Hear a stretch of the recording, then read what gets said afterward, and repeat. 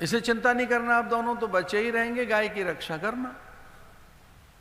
जल में भारी जलाप्लावन के समय सत्यव्रत को कुछ सूझ ही नहीं रहा था और अचानक उन्हें दो डूबते हुए दिखाई दिए, एक अपनी पत्नी और गौ।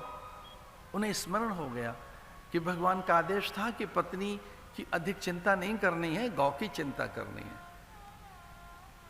लेकिन पत्नी आग्रह कर रही है, संकेत कर रही है, वो आह्वान कर रही है, वो एक प्रकार से प्रेरित कर रही है कि मैं डूब रही हूं भाई, आपका धर्म बनता, मुझे निकालो, बचाओ, मैं डूब रही हूं। ये कौन सा धर्म है कि आप मेरी उपेक्षा करते हो, उस पर ध्यान नहीं है और गौ की ओर भाग रहे हैं।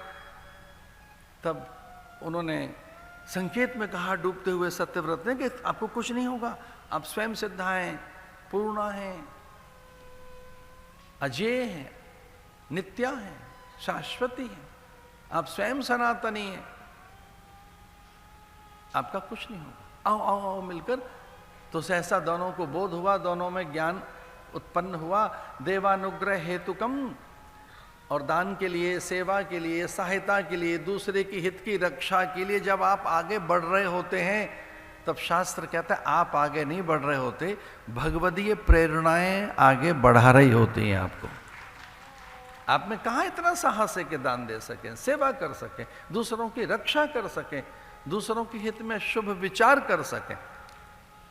जब भी कभी पारमार्थिक प्रयोग और उदारता और दान की बात और दूसरे के हित की कभी आप में कोई कल्पना जगे, तब ये विचार ही ईश्वर का है, ये विचार मनुष्य का नहीं है। देवानुग्रह हेतुकम, देव अनुग्रह से ही उदारता पैदा होती है। उदारता तो ईश्वर का गुण है। ऐसो को उदार जगमाई, बिनु सेवा जो द्रवे दीन पर, राम सरिस को नहीं। ऐसो को उदार जग माही, उन जैसा उदार कौन होगा? उन जैसा तो कोई उदार ही नहीं है।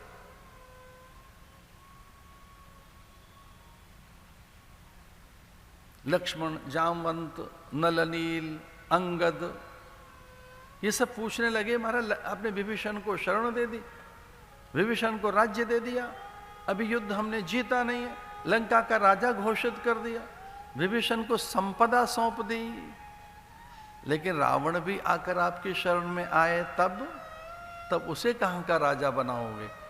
तो भगवान ने कहा एक बार वो आए तो सही, उसे अयोध्या का राजा बना दूंगा मैं।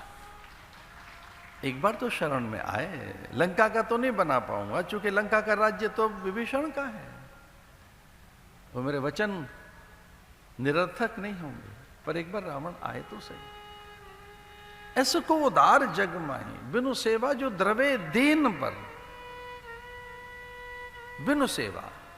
आपको लगता होगा कि आप सेवा करके उसे रिझा रहे हैं, सेवा वैसे अचूक उपाय तो है उसे रिझाने का, पर वो तो ऐसे ही रिझ जाते हैं, वो तो ऐसे ही प्रसन्न हो जाएंगे, वो तो कभी रुष्ट नहीं होते, उन्हें तो कभी आपके दोष दिखते ही नहीं, पाप दिखते ही नहीं। भगवान को कभी किसी के पाप दिखते ही नहीं, इसलिए भगवान अत्यंत प्रसन्न हो गए कि देखो उन्होंने गौ की रक्षा की, और नदी उस भयानक जल में अचानक एक नाव दिखाई दी, और ये ज्ञान हुआ कि ये तो नाव भगवान ने ही भेजी है। नाव माने साधन, विपत काल में कोई साधन हाथ लग जाएगा, तरने के लिए, तैरने के लिए, पार जाने के लिए, सिद्धि के लिए, पूर्णता के लिए, जीवन की संसिद्धि के लिए कोई साधन मिल जाएगा। संकल्प तो करो। डूबती हुई अवस्था में, जब कोई निराशा है, जब कोई उपाय नहीं है, साधनहीन है आप, तब को साधन मिल जाएगा देव कृपा से, और नाव दिख गई।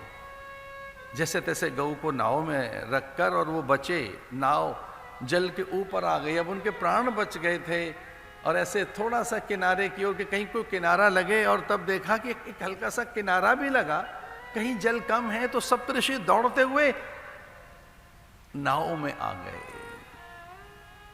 उनकी पोटलियां भीग रहे थे, जल प्लावन तो फिर भी था, सब महात्माओं ने एक पोटली संभाल के रखी थी, और राजा के मन में किंचित अभिमान पैदा हो गया कि देखो एक मैं हूं कि मैंने सर्वस्व का त्याग कर दिया, सब डूब गया मेरा, मैंने कोई चिंता नहीं की, मुझे कोई चिंता नहीं, सब डूब गया डूब गया।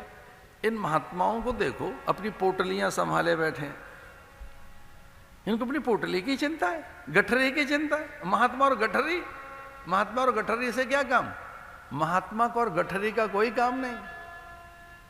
महात्मा हो जाने के बाद गठरिया और पोटली, बैगेज, लगेज, क्या मतलब है फिर उसका? महात्मा हो गए ना अब तो आप। साधु गांठ न बांधई, उदर समाता ले, आगे पीछे हरि खड़े, जब मांगे तब दे। साधु गांठ न बांधे, साधु उसे नहीं कहते जो गठरी बांध कर चलता है। और ये गठरिया लेके चल रहे हैं, ये देखो पोटली इनके पास में, और उस पोटली की चिंता किए बैठे। हल्का सा अभिमान हो गया राजा को। राजा से रहा नहीं गया और उन साधुओं से, सप्तऋषियों से पूछता है कि हमारा क्या चिंता में पड़े हो, अपने प्राण बचाओ, ये पोटली को संभाले बैठे हैं आप तो। तब संतों ने धीरे से कहा, रे राजन, इस पोटली में हमारे लिए कोई चीज नहीं, इसमें अन्न है, औषधियां हैं, आने वाले प्राणियों के लिए, जैव रचना के लिए जैव सूत्र हैं, सृष्टि के रहस्य इनमें हैं, हमारे लिए कुछ नहीं है। ईश्वर की आज्ञा से ये ज्ञान गूदड़ियां हैं, ज्ञान पोटलियां हैं, ये टेक्नोलॉजी है, इसमें अन्न है, धन धान्य है, शाक और फल तरकारी के बीज हैं। अरे मूर्ख, ये अपने लिए नहीं, संसार के लिए संभाल के रखी हैं चीजें।